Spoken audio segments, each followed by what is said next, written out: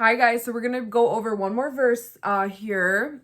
So we're gonna start with we're gonna go over John 16 verse 33. Here on earth you will have many trials and sorrows, but take heart because I have overcome the world. So this is one that's kind of just like sticking out to Bob. So he's gonna take the lead on this, and then I'll just like kind of comment on what you're gonna say. We got our dog here too, Tatianna. Right. Hey, yeah, I got Tati here. She was crawling and scratching at me, so I had to bring her up.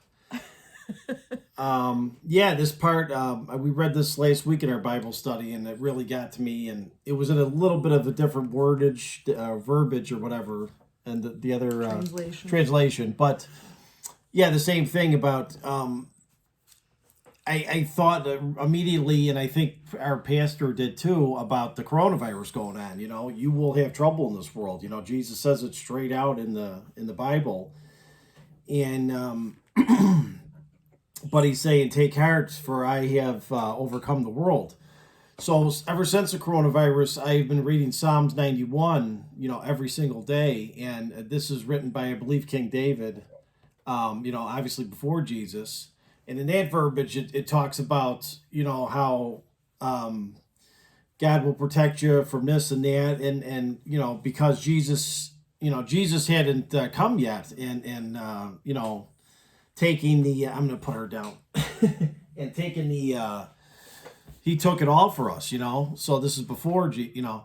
So, I mean, this is like the good news, as it says, that Jesus has overcome the world. And as long as I remember to, and it's really hard to do this, but if I can remember to, you know, just get into my mind, like I've said before, that if I have if you know, and there's going to be problems, like he said, go to God first. Don't go to God after you're, you know, beaten down and on your, you know, standing 8 count or something. You know, go to God first. It's way easier, and you know, if I can remember that, we have a very good, easier life.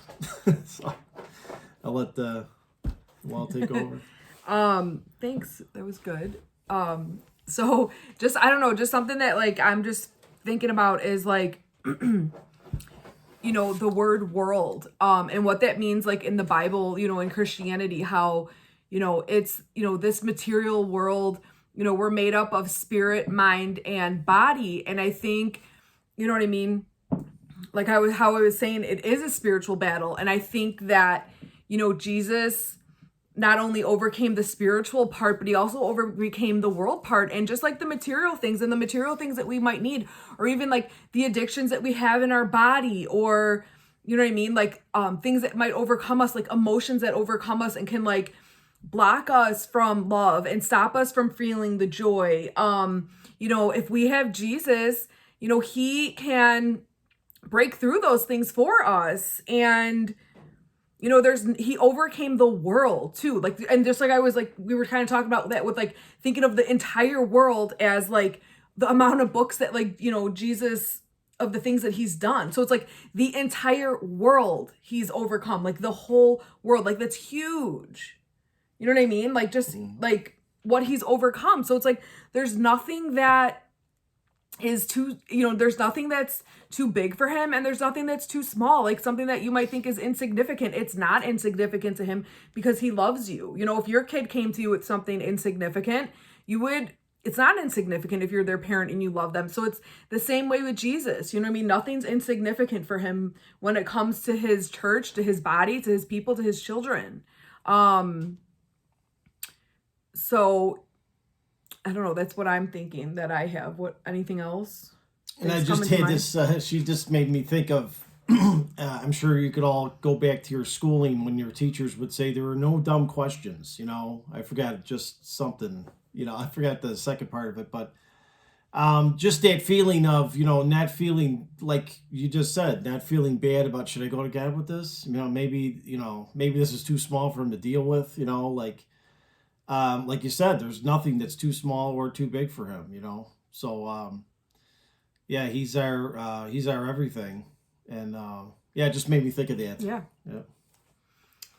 All right, guys. Thanks for coming on with me again, Bob. So we'll see you next time. Bye.